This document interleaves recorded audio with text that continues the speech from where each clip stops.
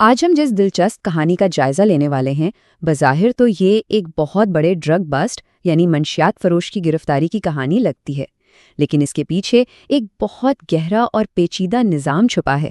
Pinky case کی تہہ تک جاتے ہوئے آج کے اس ایکسپلینر میں ہم دیکھتے ہیں کہ کیسے ایک ہائی پروفائل گرفتاری دراصل ایک بہت بڑے سسٹمک ایشو کی طرف اشارہ کرتی ہے۔ سورس مٹیریل کے مطابق اس پوری کہانی کا نچوڑ دراصل اس ایک جملے میں چھپا ہے: پنکی صرف ایک مہرہ ہے، اصل کردار جو ان مہروں کو کنٹرول کرتے ہیں وہ اس کے پیچھے کھڑے ہیں۔ یعنی یہ کسی عام لوکل ڈرگ ڈیلر کا قصہ نہیں ہے، بلکہ ان ناقابل گرفتار کنگ پنز کی کہانی ہے جو عام لوگوں کو اپنے فائدے کے لیے مہرہ بناتے ہیں۔ اصل تصویر دیکھنے کے لیے ہمیں تھوڑا سطح سے نیچے جانا ہوگا۔ تو سب سے پہلے بات کرتے ہیں پنکی کی گرفتاری اور اس حوالے سے پولیس کے باضابطہ بیانیے کی۔ پولیس کا سب سے بڑا دعویٰ یہ تھا کہ گرفتاری کے وقت پنکی کے پاس سے 1.5 کلو یعنی 1.5 kg کوکین برآمد ہوئی۔ اب دیکھیں، یہ کوئی چھوٹی مقدار نہیں ہے۔ اس فگرز نے فوراً میڈیا کی توجہ حاصل کر لی، کیونکہ اس سے یہ ثابت کرنا مقصود تھا کہ یہ کوئی گلی محلے کا نہیں بلکہ ایک بہت اعلیٰ پیمانے پر چلنے والا نیٹ ورک ہے۔ اور اس نیٹ ورک کی وسعت وہ واقعی حیران کن ہے۔ صرف اس ایک نیٹ ورک سے جڑے 869 موبائل نمبرز پولیس کے ہاتھ لگے، اور اس سے بھی بڑی بات یہ ہے کہ ان میں سے 639 نمبرز کی لوکیشنز کو سکسیسفلی ٹریس بھی کر لیا گیا۔ ذرا سوچئے، یہ اعداد و شمار واضح کرتے ہیں کہ یہ کارٹیل کتنا ویل کنیکٹڈ اور پورے شہر میں پھیلا ہوا تھا۔ اب ظاہر ہے، جہاں اتنا بڑا نیٹ ورک ہو وہاں پیسہ بھی تو بڑا ہی ہوگا نا۔ تحقیقات میں ایک بڑی فائنینشیل ٹریل سامنے آئی ہے۔ پنکی کے ایک حالیہ بینک اکاؤنٹ میں 1 کروڑ روپے کی ٹرانزیکشنز کا پتہ چلا ہے۔ اس کے ساتھ ہی لاہور میں کسی اور خاتون کے نام پر مزید 90 لاکھ روپے بھی ملے۔ یعنی یہ دھندا کروڑوں کی مالیت کا تھا، اور لگتا ہے کافی عرصے سے بہت سموتھلی چل رہا تھا۔ اس کارٹیل کا پیمانہ واضح طور پر بہت وسیع تھا۔ پولیس ڈیٹیلز کے مطابق اس نیٹ ورک میں 8 افریقن باشندے شامل تھے۔ کراچی میں 9 ڈیلیوری رائڈرز کام کر رہے تھے، اور صرف سندھ میں پنکی پر 20 کیسز درج ہیں۔ لیکن یہاں ایک ٹوسٹ ہے۔ لاہور میں بھی 3 سے 4 کیسز ہونے کے باوجود وہ وہاں سزا سے بچتی رہیں۔ سورس بتاتی ہے کہ 2018 میں آن لائن دھندے کا آغاز کرنے کے بعد جب بھی ایک شہر میں ان پر مصیبت آتی، یہ فوراً اپنا آپریشن دوسرے شہر شفٹ کر لیتی تھیں۔ لیکن یہاں سے کہانی میں ایک نیا رخ آتا ہے: گرفتاری پر اٹھنے والے تنازعات اور متضاد بیانات۔ کیونکہ اگر ہم پنکی کے دفاعی وکیل پیر ہدایت اللہ کی سنیں تو ان کا دعویٰ پولیس کے آفیشیل بیانات سے بالکل مختلف ہے۔ ایک طرف پولیس کہہ رہی ہے کہ پنکی کو 15 مئی کو کراچی سے کوکین کے ساتھ فارملی گرفتار کیا گیا۔ دوسری طرف وکیل کا دعویٰ ہے کہ انہیں تو 1 مئی کو ہی لاہور سے اغوا کر لیا گیا تھا اور کئی دنوں تک غیر قانونی حراست میں رکھا گیا۔ یعنی وکیل کے مطابق یہ ایک باقاعدہ انٹر پروونشل ابڈکشن تھی۔ اب یہ ایک ایسی بات ہے جو قانونی عمل پر ایک بہت بڑا سوال نشان کھڑا کر دیتی ہے۔ اسی دوران تحقیق سے ایک اور بہت دلچسپ اور آئرونک پوائنٹ سامنے آیا۔ جب اس الیجڈ کوکین کوئین کا میڈیکل چیک اپ ہوا تو رپورٹ نے کیا کنفرم کیا؟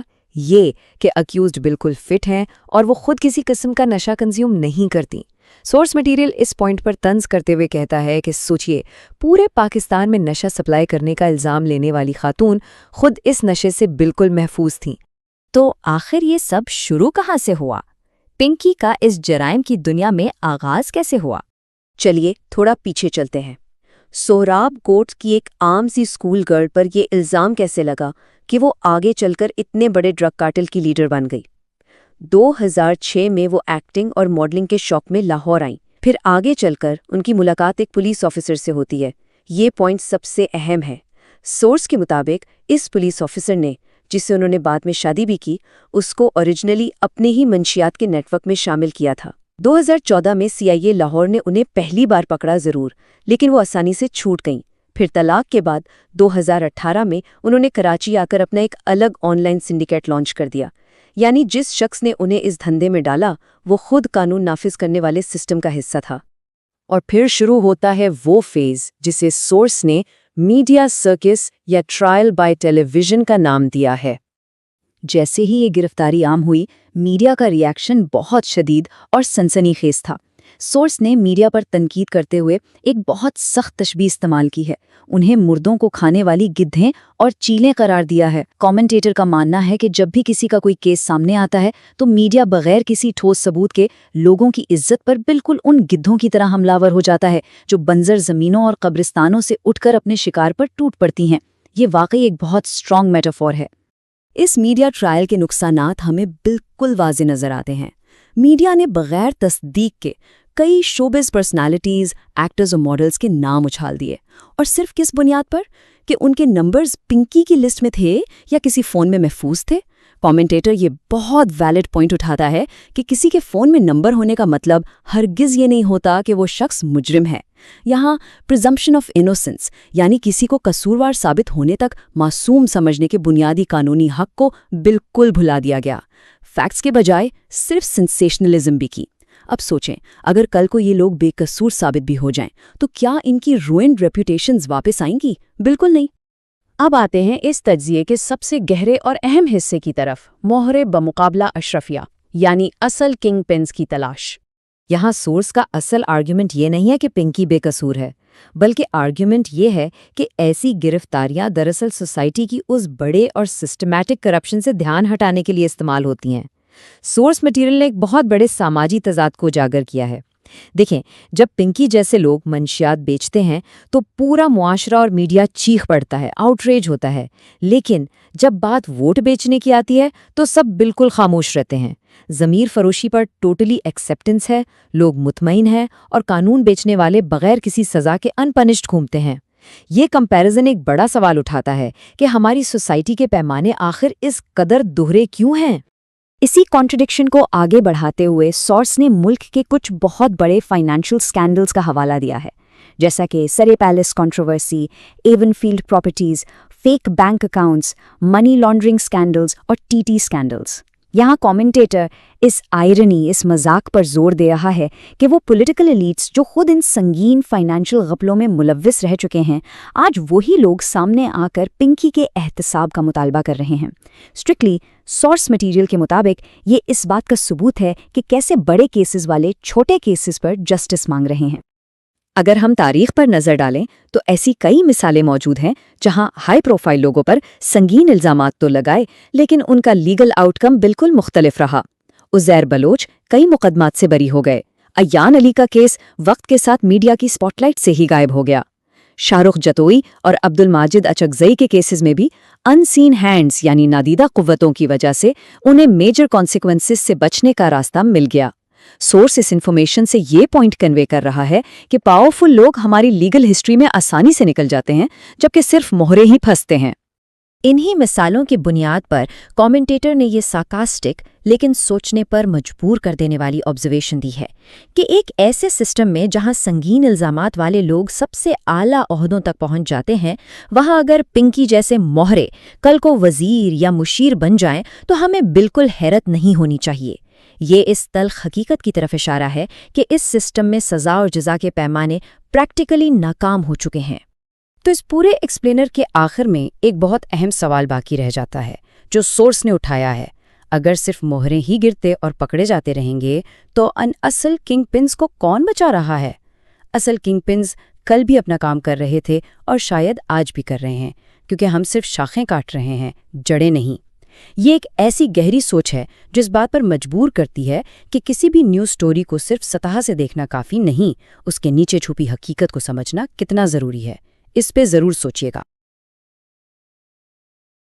تصور کریں ایک ایسی مجرمانہ ایمپائر کا جس کے تار 2 صوبوں میں پھیلے ہوں، یعنی ایک ایسی تنظیم جس کے پاس 800 سے زیادہ موبائل نمبرز ہوں. باپ رے، 800 نمبرز!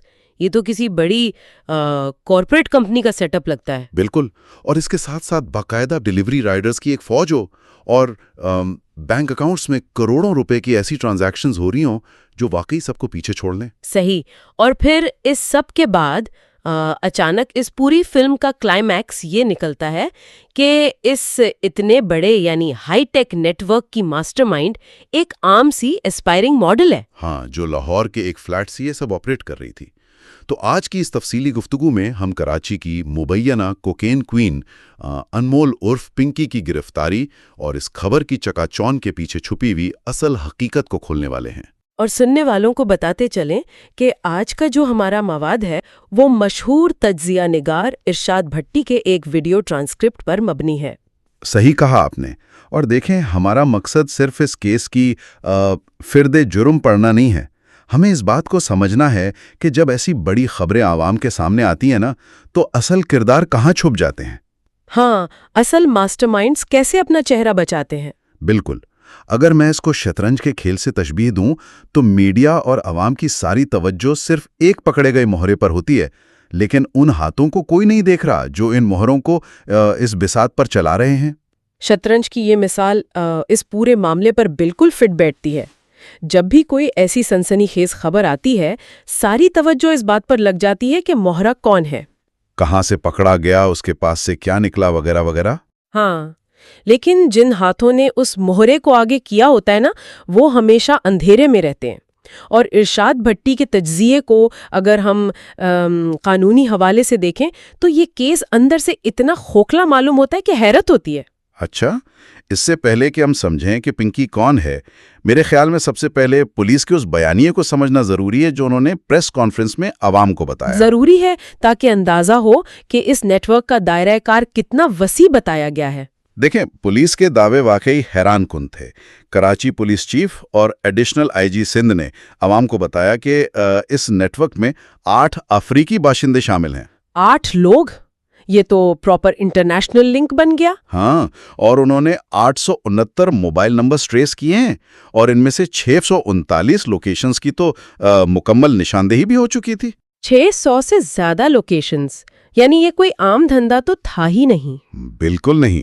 اس کے علاوہ کراچی کے اندر ان کے 9 ڈیلیوری رائڈرز موجود تھے جو ان کی پروڈکٹس آگے پہنچاتے تھے، اور مذاق کی بات دیکھیں، ان میں سے 8 رائڈرز کا تعلق پنجاب سے تھا۔ اور گرفتاری کے وقت ان کے پاس سے 1.5 کلو کوکین بھی برآمد کی گئی تھی، جو کہ اس مارکیٹ میں کروڑوں کی مالیت رکھتی ہے۔ صحیح۔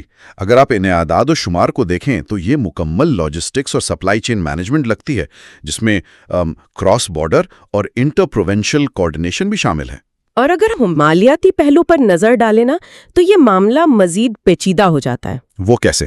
دیکھیں، مواد کے مطابق پنکی نے یہ آن لائن دھندا 2018 میں شروع کیا تھا، اور ایک بینک اکاؤنٹ تو صرف 1 یا 1.5 سال پرانا ہے، اس میں کروڑوں روپے کی ٹرانزیکشنز موجود ہیں۔ باپ رے، 1.5 سال میں کروڑوں کی ٹرانزیکشنز! ہاں، اور اس کے ساتھ ہی لاہور میں کسی عورت کے نام پر 90 لاکھ روپے الگ سے رکھے ہونے کا انکشاف بھی ہوا ہے۔ اچھا، اس سب کے ساتھ پولیس نے یہ بھی بتایا تھا کہ پنکی پر سندھ میں 20 مقدمات درج ہیں۔ ہاں، جن میں سے 7 پرانے ہیں، اور لاہور میں بھی 3-4 مقدمات موجود تھے۔ تو یہاں سے ایک بڑا عجیب سوال پیدا ہوتا ہے۔ ایک شخص جس پر 20 مقدمات ہوں، جس کے بینک اکاؤنٹس میں کروڑوں کی رقم گردش کر رہی ہو، وہ اتنے عرصے تک قانون کی نظروں سے بچا کیسے رہا؟ یہی تو وہ پوائنٹ ہے جہاں سے اس کہانی میں جھول نظر آنا شروع ہوتا ہے۔ ایک طرف تو پولیس اتنی بڑی کارکردگی دکھا رہی ہے، لیکن جب ہم پنکی کے وکیل کا دفاع سنتے ہیں نا، تو پورا کیس ہی الٹا پڑتا ہوا محسوس ہوتا ہے۔ ہاں، ان کے وکیل پیڑ ہدایت اللہ نے جو دعوے کیے ہیں وہ بہت سنگین ہیں۔ ان کے مطابق پنکی کو 1 مئی کو لاہور سے پکڑا گیا تھا کہ اسے 8 سے 10 دن تک کراچی کے ایک فلیٹ میں خفیہ طور پر رکھا گیا، اور پھر اچانک میڈیا کے سامنے لا کر اس کی گرفتاری ظاہر کر دی گئی۔ اور وکیل نے عدالت میں یہ بھی بتایا کہ انہوں نے تو لاہور میں پنکی کی گمشدگی کی درخواست پہلے سے ہی جمع کروا رکھی تھی۔ دیکھیں، مجھے یہاں اس تفتیش کی پوری منطق ہی سمجھ نہیں آ رہی۔ اگر پولیس کے پاس اتنے ٹھوس ثبوت تھے، 600 سے زیادہ لوکیشنز تھیں، تو انہیں ایک ملزمہ کو لاہور سے پکڑ کر کراچی کے کسی فلیٹ میں 10 دن تک غیر قانونی طور پر چھپانے کی کیا ضرورت پیش آئی؟ یہی تو مسئلہ ہے۔ یعنی کیا اس طرح قانون کی دھجیاں اڑانے سے پورا مقدمہ عدالت میں فارغ نہیں ہو جائے گا؟ اصل میں اسی قانونی خامی، یعنی اس لوپ ہول کے اندر اس پورے کیس کا سب سے بڑا راز چھپا ہے۔ وہ کیسے؟ تھوڑا واضح کریں۔ دیکھیں، جب بھی قانون نافذ کرنے والے ادارے ایک صوبے سے دوسرے صوبے میں کسی کو گرفتار کرتے ہیں تو ایک مخصوص قانونی طریقہ کار ہوتا ہے جسے انٹر پروونشل جورسڈکشن یا ٹرانزٹ ریمانڈ کہا جاتا ہے۔ اچھا، یعنی لوکل میجسٹریٹ کو بتانا ضروری ہوتا ہے۔ بالکل، اصولی طور پر لاہور سے گرفتاری کے بعد ملزمہ کو وہاں کے مقامی میجسٹریٹ کے سامنے پیش کر کے اجازت لینی چاہیے تھی کہ بھئی ہم اسے تفتیش کے لیے کراچی لے جا رہے ہیں۔ لیکن انہوں نے تو ایسا نہیں کیا اور بغیر کسی قانونی اجازت کے 10 دن تک اسے کسی فلیٹ میں چھپائے رکھنا دراصل شواہد کے تسلسل کو، جسے چین آف کسٹڈی کہتے ہیں، پوری طرح تباہ کر دیتا ہے۔ ہاں، اب میں سمجھا۔ عدالت میں وکیل دفاع کے لیے یہ ثابت کرنا بہت آسان ہو جاتا ہے کہ جو 1.5 کلو کوکین پولیس برآمد دکھا رہی ہے وہ شاید ان 10 دنوں کے دوران خود بون دی گئی ہو یا پلانٹ کی گئی ہو۔ اچھا، تو اس کا مطلب یہ ہوا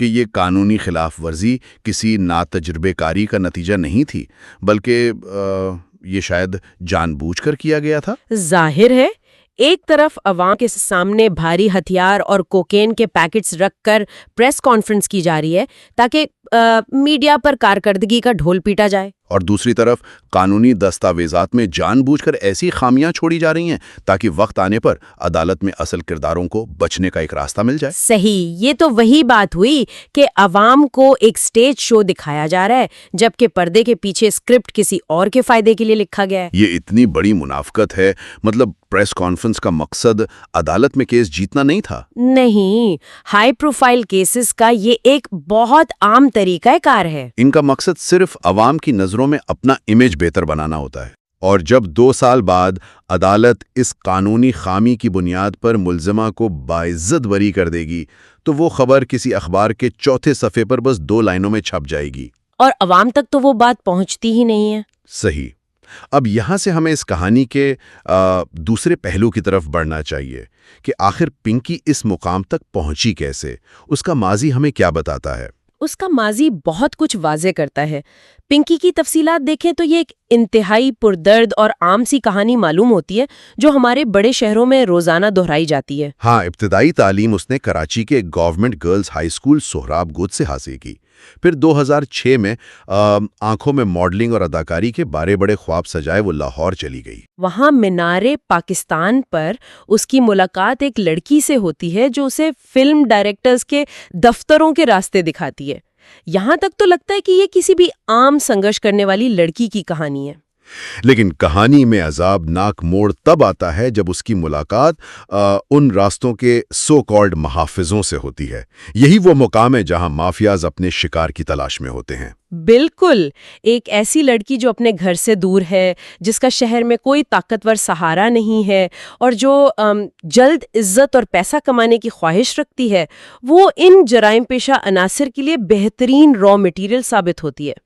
اور خوفناک بات یہ ہے کہ اس دلدل میں اسے دھکیلنے والا کوئی عام گنڈا نہیں تھا۔ ایک ڈائریکٹر کے دفتر میں پنکی کی ملاقات ایک قانون کے محافظ یعنی ایک پولیس آفیسر سے ہوتی ہے۔ یہ سب سے بڑا انکشاف ہے۔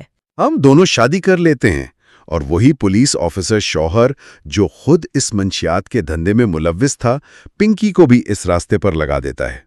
یعنی قانون کا رکھوالا ہی مافیا کا ریکروٹر بن گیا۔ طلاق کے بعد پنکی اس پورے گروپ کا لازمی حصہ بن جاتی ہے، جس میں ایک پاکستانی خاتون اور ایک افریقن شخص بھی شامل تھے جو بیرون ملک سے ڈرگز پاکستان لاتے تھے۔ اور یاد رہے کہ 2014 میں CIA لاہور نے اسے پکڑا بھی تھا۔ ہاں، پکڑا تھا، لیکن وہ سسٹم کی خامیوں کا فائدہ اٹھا کر رہا ہو گئی تھی۔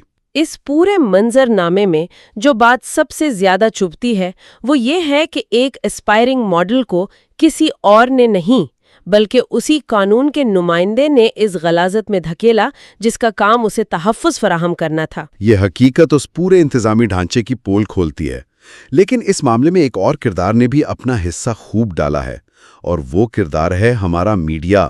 میڈیا کا کردار تو اس میں بہت ہی عجیب رہا۔ ذریعے نے یعنی ارشاد بھٹی نے میڈیا کو جو نام دیا ہے وہ بہت سخت ہے۔ انہوں نے انہیں مردہ خور چیلیں اور گدھے کہا ہے۔ اور اس کی وجہ بھی واضح ہے۔ جیسے ہی پولیس نے پنکی کا موبائل فون پکڑا، میڈیا نے بغیر کسی تحقیق کے اس فون بک میں موجود شوبز کی مشہور شخصیات کے نام اچھالنا شروع کر دیا۔ ہاں، جیسے منیب بٹ اور سارا ماڈل کے نام، بغیر کسی ٹھوس ثبوت کے۔ किसी ने ये जानने की कोशिश नहीं की कि क्या वाकई इन लोगों का इस धंधे से कोई ताल्लुक है या इनके नंबर्स बस ऐसे ही उस फोन में थे। ये इज्जतें उछालने का खेल था जिसमें हकीकत से ज्यादा बस रेटिंग की भूख थी। और मजे की बात यह है कि इस पूरे शोर में एक इंतहाई अहम डिटेल छुपी हुई थी। मेडिकल रिपोर्ट में पिंकी का चेकअप हुआ तो वो मुकम्मल फिट निकली। वेट, वाकई? उसने खुद बताया कि वो नशा नहीं करती। हाँ, उसने कहा कि वो नशा करती ही नहीं है। ये बिल्कुल एक वसी पैमाने की कारोबारी ज़हनियत को जाहिर करता है। जो लोग इन कारोबारों को लीड करते हैं वो अपने होशो हवास बिल्कुल काबू में रखते हैं। पिंकी के नशा ना करने पर ना मुझे वो एक पुराने क्रिकेटर का इश्तिहार याद आ गया। कौन सा वाला? वो जिसमें वो भागता हुआ आता है और कहता है मैं थकता नहीं क्योंकि मैं सिगरेट नहीं पीता। लेकिन अजीब मजाक ये हुआ कि कुछ अरसे बाद वही मौसूफ विदेश में चरस पीते हुए पकड़े गए थे। अरे हाँ, याद आया। खैर, मीडिया की बात पे वापस आते हैं। मैं पहले ये सोच रहा था कि मीडिया तो सिर्फ रेटिंग के लिए नामों को उछाल रहा है, लेकिन आपका और सोर्स का इशारा किसी और तरफ है। यानी ये शोर शराबा माफिया के लिए एक किस्म का स्मोक स्क्रीन बन जाता है। बिल्कुल, ये इस पूरे गुफ्तगू का सबसे अहम नुक्ता नज़र है। देखें, जब मीडिया किसी एक्टर या मॉडल के नाम को लेकर इस कदर हंगामा खड़ा कर देता है तो अवाम की तवज्जो सिर्फ इस बात पर मरकूज हो जाती है कि देखो फला एक्टर भी कोकेन लेता है। सही, गॉसिप्स शुरू हो जाते हैं। हाँ, और इस हंगामे में वो सवालात कहीं दब जाते हैं जो असल में पूछे जाने चाहिए थे। जैसे कि 1.5 किलो कोकेन जिसकी कीमत करोड़ों में है, वो हमारी सख्त तरीन सरहदों से गुजरती हुई दाखिल कैसे हुई? बिल्कुल, वो कौन से कस्टम ऑफिसर्स या बॉर्डर गार्ड्स थे जिन्होंने इन 8 अफ्रीकन बाशिंदों को बगैर रोक टोक के आने दिया? इस लेवल का इंटर प्रोविंशियल नेटवर्क आखिर किसकी नजर करम के बगैर चल ही नहीं सकता। ये मीडिया की धमाचौकड़ी दरअसल असल मास्टरमाइंड्स को फरार होने और अगला मोहरा तैयार करने का एक आसान रास्ता फराहम कर देती है। ये इतना बड़ा सच है कि सुनकर अफसोस होता है। सही बात है। अगर पिंकी सिर्फ एक प्यादा है और मशहूर शख्सियात सिर्फ इस अवामी तवज्जो को हटाने के लिए इस्तेमाल हुई हैं, तो इस शतरंज का मास्टर प्लेयर कौन है जिसे सोर्स ने पिंके का नाम दिया है? जरिया वाज़े तौर पर बताता है कि ये जो पिंके हैं ना, ये कभी कानून के शिकंजे में नहीं आते, क्योंकि जो हाथ इन्हें पकड़ने के लिए आगे बढ़ते हैं वो दरअसल उन्हीं की जेबों में होते हैं। जब तक इन मोहरों के सरों पर ताकतवर लोगों का हाथ रहता है, ये अपना धंधा धड़ल्ले से चलाते हैं। इनकी पकड़ सिर्फ उस वक्त होती है जब कानून नाफिज करने वाले इदारों को अपनी कारकर्दगी का मुजाहरा करना होता है। तब इन जैसी लड़कियों को बलि का बकरा बनाकर सिस्टम अपनी ताकत दिखाता है। और इसी पॉइंट पर आकर हमारा जरिया इस मुल्क की सबसे बड़ी सियासी और मुआशरती मुनाफकत को बेनकाब करता है।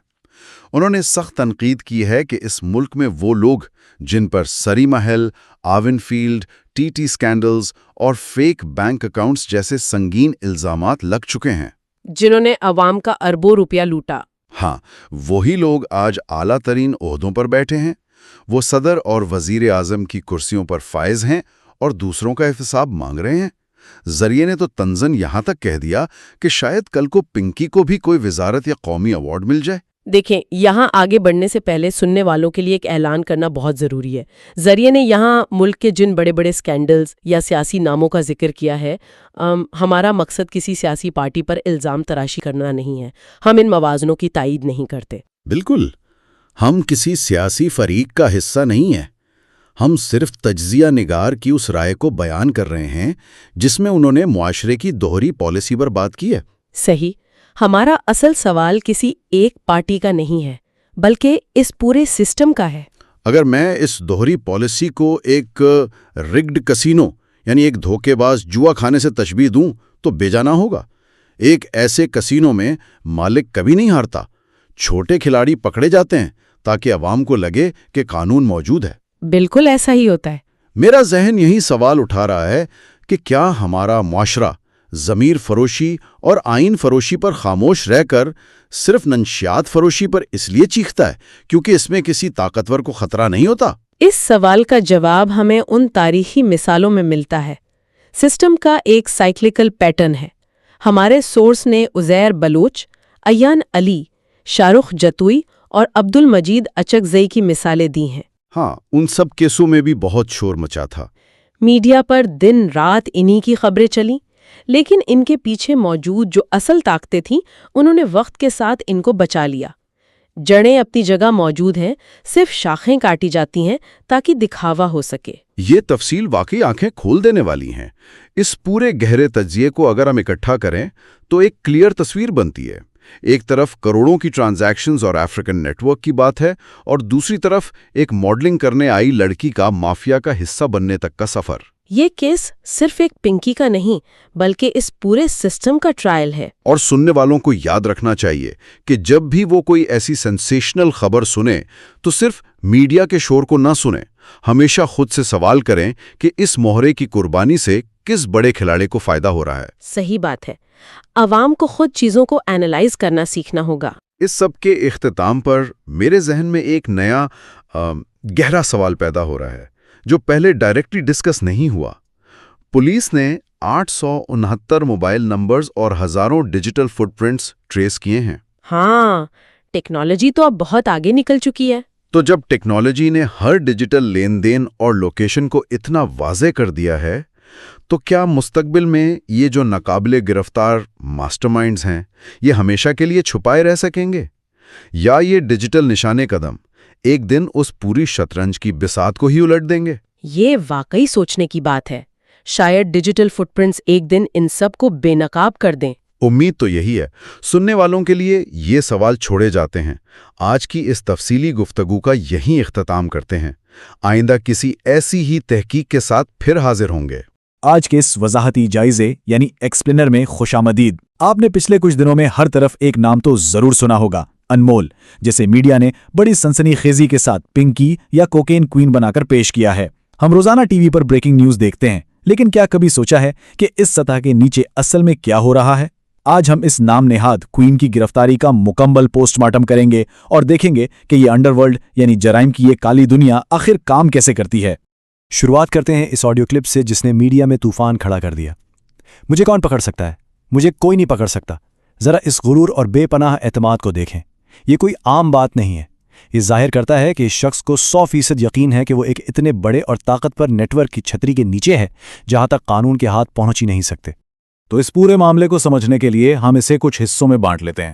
سب سے پہلے ہم اس پنکی کے وہم کو توڑیں گے، پھر ڈرگ مافیا کے اصل اندرونی نظام کو سمجھیں گے، اس کے بعد ان قانونی خامیوں کو دیکھیں گے جو انہیں بچاتی ہیں، پھر منشیات کے خطرناک ارتکاب پر بات ہوگی، اور آخر میں دیکھیں گے کہ خبروں کی اس سنسنی سے آگے اصل حقیقت کیا ہے۔ تو آئیے پہلے حصے کی طرف چلتے ہیں، پنکی کا وہم اور کیسے اس عالمی کھیل میں صرف ایک پیادے کو پکڑا گیا ہے۔ دیکھیں، میڈیا تو اس گرفتاری پر ایسے جشن منا رہا ہے جیسے کوئی بہت بڑا ماسٹر مائنڈ پکڑ لیا ہو یا کوئی قلعہ فتح ہو گیا ہو، لیکن اگر آپ کرائم ایکسپرٹس کی مانیں تو یہ اتنے بڑے سمندر میں محض ایک قطرے کی طرح ہیں۔ ذرا خود لاجک استعمال کریں، ایک ایسا نیٹ ورک جو شہر میں صرف 150 لوگوں کو سپلائی دے رہا ہو، کیا وہ اس وسیع انڈر ورلڈ کا ٹاپ باس ہو سکتا ہے؟ بالکل بھی نہیں۔ یہاں انڈر ورلڈ کی زبان کا ایک بڑا دلچسپ اور عام لفظ آتا ہے، پنٹر۔ یہ پنٹر وہ شخص ہوتا ہے جو بالکل نچلی سطح پر یعنی گلی محلوں میں کام کرتا ہے۔ یہ وہ پیادہ ہے جو سڑک پر مار کھاتا ہے، سارے خطرے مول لیتا ہے اور پکڑا جاتا ہے، جبکہ اس کے اصلی باس پس پردہ بڑے آرام سے محفوظ رہتے ہیں۔ تو یہ ہے وہ سب سے بڑا تضاد۔ ایک طرف میڈیا اور ہم لوگ اس نام نہاد لیڈر کی گرفتاری کا جشن منا رہے ہیں، لیکن دوسری طرف انڈر ورلڈ کی نظر میں یہ صرف ایک قابل استعمال یا ڈسپوزیبل ورکر ہے۔ سچی بات تو یہ ہے کہ ایک پنٹر کے پکڑے جانے سے اس بڑے مجرمانہ کاروبار کی صحت پر کوئی خاص اثر نہیں پڑتا، ان کا دھندا تو چلتا رہتا ہے۔ یہ بات ہمیں ہمارے دوسرے حصے کی طرف لے جاتی ہے کہ آخر اس ڈرگ مافیا کے اندر کا اصل نظام اور درجہ بندی ہے کیا۔ اس پورے مجرمانہ مافیا کو سمجھنے کے لیے آپ کو ان کا لیول سمجھنا ہوگا۔ یہ پورا نیٹ ورک کئی تہوں میں کام کرتا ہے۔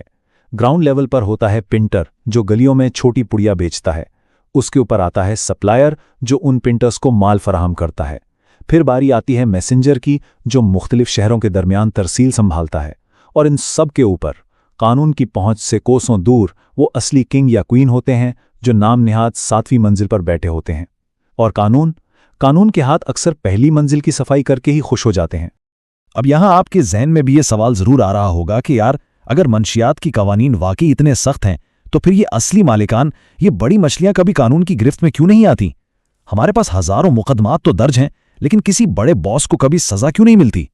इस उलझन का जवाब हमारे तीसरे हिस्से में छुपा है, जिसे हम कानूनी सुख्म की हकीकत या इंसाफ का वहम कह सकते हैं। अगर आप कागजों पर देखें तो हमारे कवानीन वाकई बहुत सख्त हैं। मंशियात की मिकदार के साथ सजाएं बढ़ती जाती हैं। हत्ता कि अगर 10 किलो से ज्यादा मंशियात पकड़ी जाए तो 14 साल से लेकर सजाएं मौत तक हो सकती हैं। यानी कानूनी ढांचा तो इन्हें कुचलने के लिए बिल्कुल तैयार है, लेकिन फिर भी ये मुजरिम बच कैसे निकलते हैं? ये लोग बचते हैं बदअनवानी की एक पूरी पाइपलाइन की बदौलत। देखें होता क्या है। गिरफ्तारी के बाद सबसे पहले एफआईआर कटती है, इसके बाद तफ्तीश की 14 परतें यानी जिम्नियां तैयार होती हैं और असल खेल यहीं खेला जाता है। करप्ट तफ्तीशी एहलकार भारी रिश्वत लेकर उन जिम्नियों में जानबूझकर कानूनी खामियां डाल देते हैं।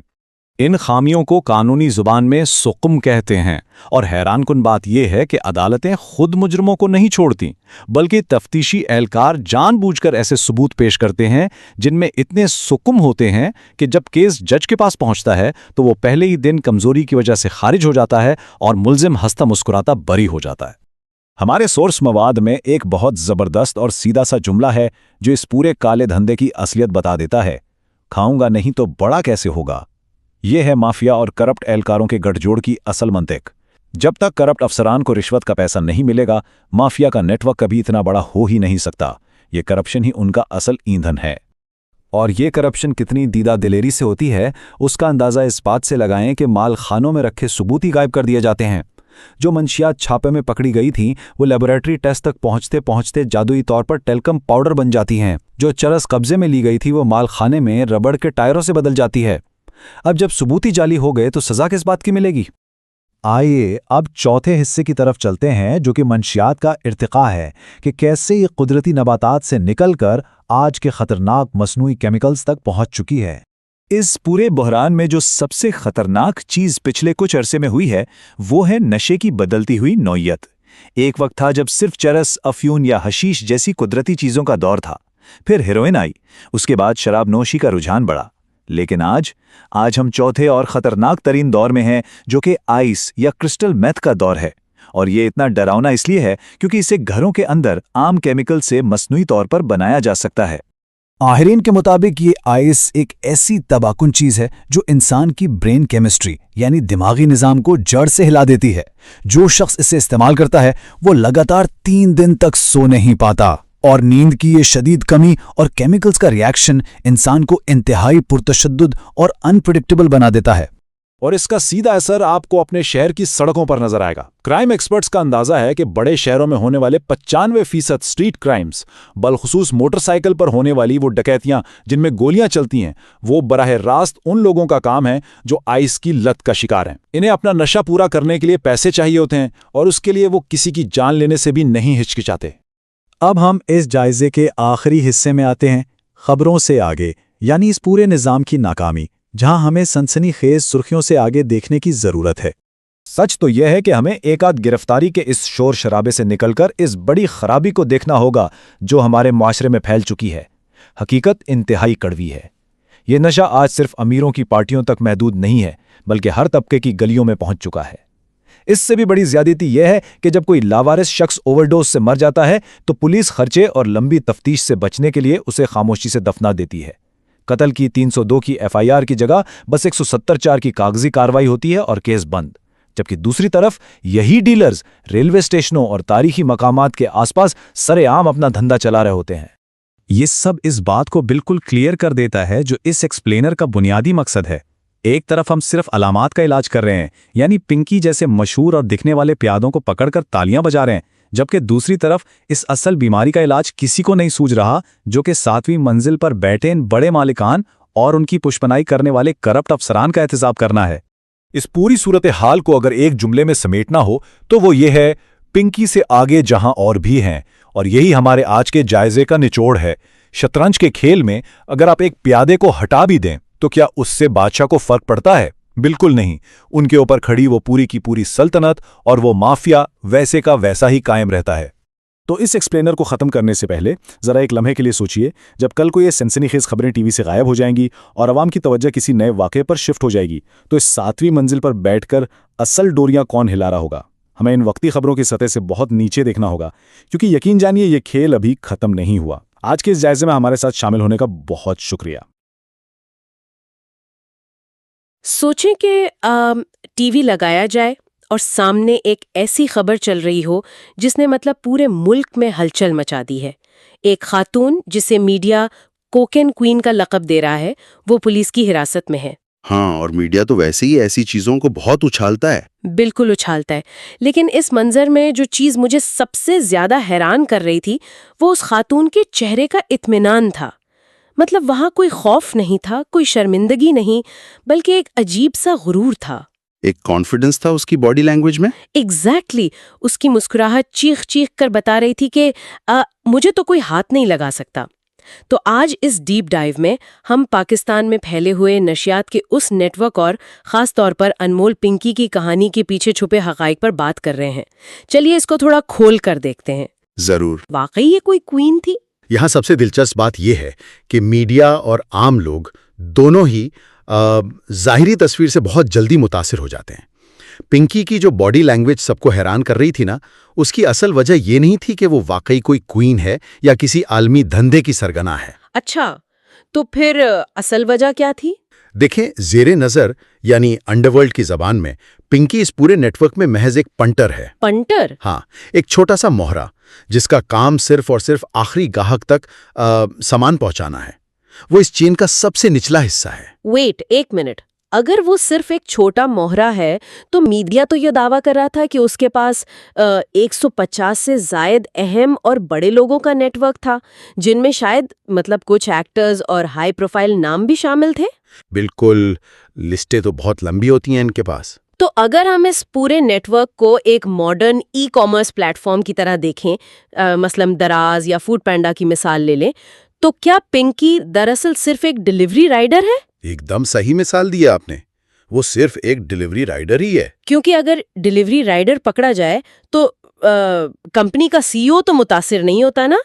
اگر پنکی رائڈر ہے تو پھر اصل ویئر ہاؤس کہاں ہے اور یہ سپلائی چین آخر چل کیسے رہی ہے؟ یہی تو ای کامرس کی مثال یہاں بالکل فٹ بیٹھتی ہے۔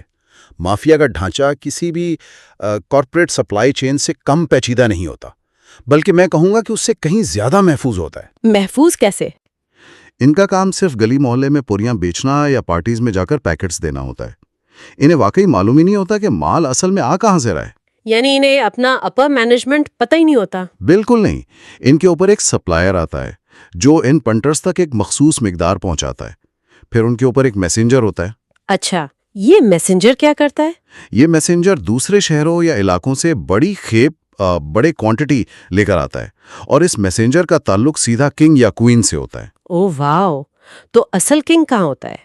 یہ اصل سرگنا اگر میں اسے مزید واضح کروں تو وہ کسی بھی شہر کی اعلیٰ ترین بلڈنگ کے 7ویں مالے پر یعنی 7th فلور پر اپنے آرام دہ ڈرائنگ روم میں سکون سے بیٹھا ہوتا ہے۔ جبکہ پنکی جیسے پنٹر پہلے میل کی گلیوں میں کھریجا کروتے ہیں۔ ایگزیکٹلی۔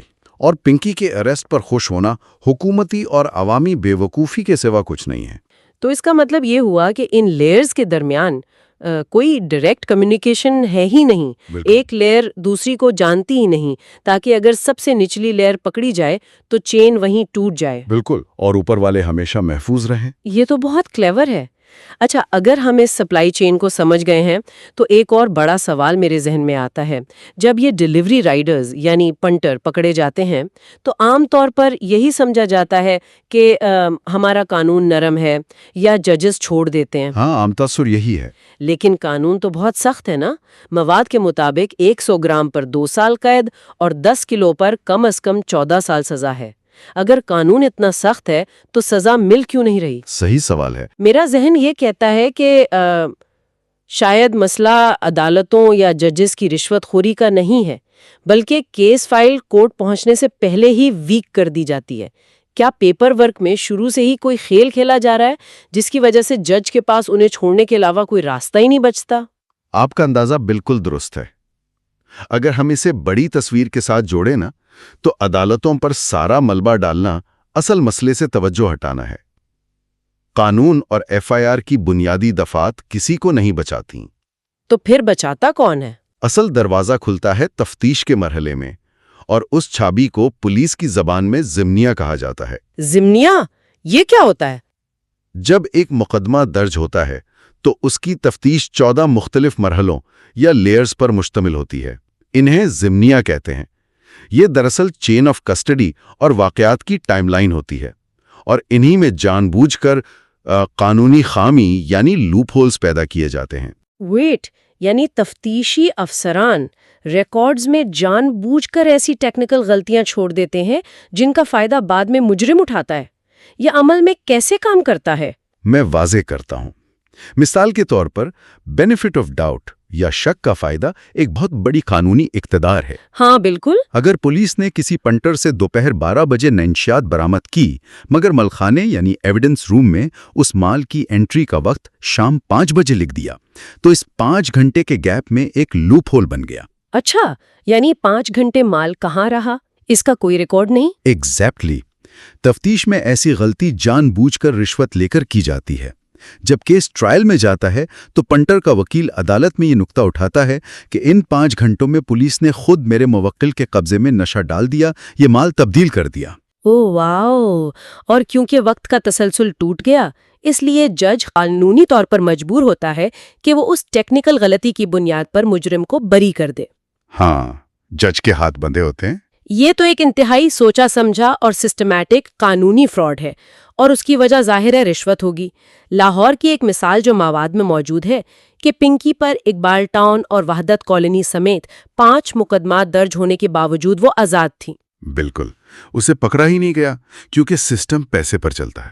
انڈر ورلڈ میں ان سرپرستوں کے حوالے سے ایک جملہ بہت عام ہے، کھاؤں گا نہیں تو بڑا کیسے ہوں گا؟ کھاؤں گا نہیں تو بڑا کیسے ہوں گا، یہ تو پورے نظام کی حقیقت ہے۔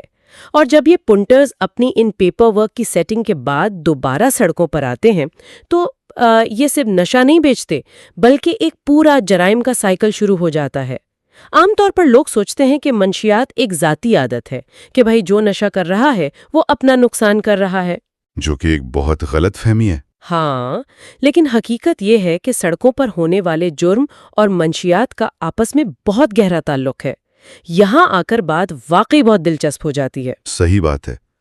یہ منشیات اب ذاتی تباہی کی حدود پار کر کے امن و امان کا سب سے بڑا مسئلہ بن چکی ہے۔ کراچی کی مثال لے لیجئے، وہاں جو اسٹریٹ کرائمز ہوتے ہیں جن کا میڈیا پر بہت تذکرہ رہتا ہے، ان میں 95% جرائم پیشہ افراد منشیات کے عادی ہیں۔ 95%؟ یہ تو بہت بڑا نمبر ہے۔ ہاں، یہ لوگ کوئی عام پیشاور چور نہیں ہوتے۔ ان کا مقصد صرف اور صرف اپنا نشہ پورا کرنے کے لیے پیسہ اکٹھا کرنا ہوتا ہے، اور ان میں سب سے زیادہ استعمال آئس یعنی کرسٹل میتھ کا ہوتا ہے۔ اور آئس کے بارے میں جو تحقیق سامنے آئی ہے نا، وہ واقعی رونگٹے کھڑے کر دینے والی ہے۔ آئس کا نشہ کسی بھی انسان کے دماغ کے ڈوپامن سسٹم کو اس قدر اوورلوڈ کر دیتا ہے کہ وہ لگاتار 3 دن یعنی 72 گھنٹے تک جاگنے پر مجبور ہو جاتا ہے۔ بالکل، انہیں نیند آتی ہی نہیں ہے۔ سوچیے ذرا، ایک انسان جس نے 72 گھنٹے سے نیند نہ لی ہو، اس کی ذہنی حالت کیا ہوگی؟ اس کی ایمگڈالا جو ڈر اور خطرے کو کنٹرول کرتی ہے وہ بالکل ہائی جیک ہو چکی ہوتی ہے۔ وہ شدید پیرانویا کا شکار ہوتا ہے، اور اسی وجہ سے وہ اچانک فائر مار دیتے ہیں۔ ایگزیکٹلی۔ جب ایسا شخص ہتھیار لے کر کسی کا موبائل چھیننے آتا ہے تو کسی بھی اچانک حرکت پر وہ گھبراہٹ میں فائر مار دیتا ہے۔ اس وقت اس کے دماغ میں کسی انسانی جان کی قیمت 0 ہوتی ہے، اور یہ مسئلہ کسی ایک شہر کا نہیں ہے۔ نہیں، یہ پورے ملک میں ہے۔ لاہور میں بھی 1 سال کے اندر 500 سے زائد افراد منشیات کے استعمال کے براہ راست نتیجے میں ہلاک ہو جاتے ہیں۔ یہ نمبر ڈراونا ہے۔ اور یہ سمجھنا بھی بہت ضروری ہے کہ یہ تمام مخصوص اور خطرناک نشے جیسے آئس ہو گئی، ہیروئن یا حشیش، یہ ایک ہی بنیادی ذریعے سے بنائے جاتے ہیں۔ واقعی مجھے لگتا تھا ان سب کا سورس الگ ہوتا ہے۔ نہیں، ہماری تحقیق بتاتی ہے کہ افیون یعنی اوپیم کا ایک بند پھول ہوتا ہے جسے پاپی بڈ کہتے ہیں۔ اس ایک اکیلے پھول میں سے کیمیکل پروسیسز کے ذریعے مختلف کمپاؤنڈز نکالے جاتے ہیں جن سے یہ تمام الگ الگ اقسام کی مہنگی منشیات تیار کی جاتی ہیں، صرف ایک پھول سے۔ یہ حیران کن ہے۔ بالکل، لیکن سپلائی اور ڈیمانڈ کا کھیل یہاں رکتا نہیں ہے۔ جو لوگ یہ مہنگی آئس یا ہیروئن افورڈ نہیں کر سکتے نا، ان کے لیے سستے اور انتہائی گھنونے نشے مارکیٹ میں متعارف کروائے گئے۔ جی ہاں، جیسے کچی شراب، برف یا وہ چپل جوڑنے والا سولوشن. لیکن ان سب میں جو نام سب سے زیادہ حیران کن اور دہشتناک تھا میرے لیے وہ ہے تھنڈر کیٹ. ہاں، تھنڈر کیٹ یہ بہت خطرناک ہے. جب میں نے اس کا ذکر پڑھا تو یہ مجھے کسی پوسٹ اپوکلپٹک فلم کا سین لگ رہا تھا. اس نشے میں لوگ اپنے سر پر بلیڈ سے کٹ لگاتے ہیں اور نشہ ڈائریکٹ اس زخم میں ڈالتے ہیں. مطلب جب میں اس کے بایولوجیکل پہلو پر غور کر رہی تھی تو میں حیران رہ گئی کہ آخر کوئی ایسی اذیت کیوں سہے گا؟ اس وحشت کے پیچھے ایک پورا بایولوجیکل میکینزم ہے. عام طور پر جب کوئی نشہ منہ کے ذریعے یا سانس کے ذریعے جسم میں جاتا ہے نا تو وہ خون میں شامل ہونے سے پہلے انسانی جگر یعنی لیور سے گزرتا ہے. صحیح، میٹابولزم ہوتی ہے. ہاں، لیور اس ٹاکسک مواد کا کچھ حصہ فلٹر کر دیتا ہے. اسے فرسٹ پاس میٹابولزم کہتے ہیں. لیکن سر پر کٹ لگا کر نشہ ڈائریکٹ وہاں ڈالنے کا مقصد اس پورے ڈائجسٹو اور فلٹریشن سسٹم کو بائی پاس کرنا ہوتا ہے. اوہ، تو یعنی وہ لیور کو سکپ کر دیتے ہیں؟ ایگزیکٹلی. سر کی سکن میں خون کی نالیاں بہت قریب ہوتی ہیں. وہاں سے نشہ براہ راست خون میں شامل ہو کر سیدھا دماغ کے بلڈ برین بیریئر کو ہٹ کرتا ہے. یہ ان عادی افراد کو ایک انسٹنٹ انفلٹرڈ اور انتہائی خطرناک ہائی دیتا ہے جس کی انہیں طلب ہوتی ہے. اوف، یہ سن کر عجیب سی کپا کپی ہوتی ہے. یہ اس بات کا ثبوت ہے کہ نشے کی اقسام اور ان کا استعمال عام لوگوں کی سوچ سے کہیں زیادہ گہرا اور خطرناک ہو چکا ہے. یہ حقیقت سن کر واقعی سمجھ آتا ہے کہ منشیات کا عادی شخص اپنے دماغ پر اختیار پوری طرح کھو چکا ہوتا ہے. اگر گلیوں میں عادی افراد یہ سستا اور جان لیوا نشہ ڈھونڈ رہے ہیں تو ظاہر ہے ان پنٹرز کا ایک بڑا حصہ انہی سڑکوں پر موجود ہوگا. بالکل، ہر نکڑ پر ہے. لیکن یہاں ایک دلچسپ منطقی تضاد سامنے آتا ہے. اگر عام گلیوں میں صرف سستا نشہ بک رہا ہے تو وہ مہنگا نشہ جس میں بہت پیسہ ہے وہ کہاں بکتا ہے؟ مطلب میڈیا میں اور پولیس کی پریس کانفرنسز میں ہمیشہ تعلیمی اداروں اور بڑی یونیورسٹیز کا نام سب سے زیادہ کیوں اچھالا جاتا ہے؟ یہ ایک بہت اہم سوال کھڑا کرتا ہے.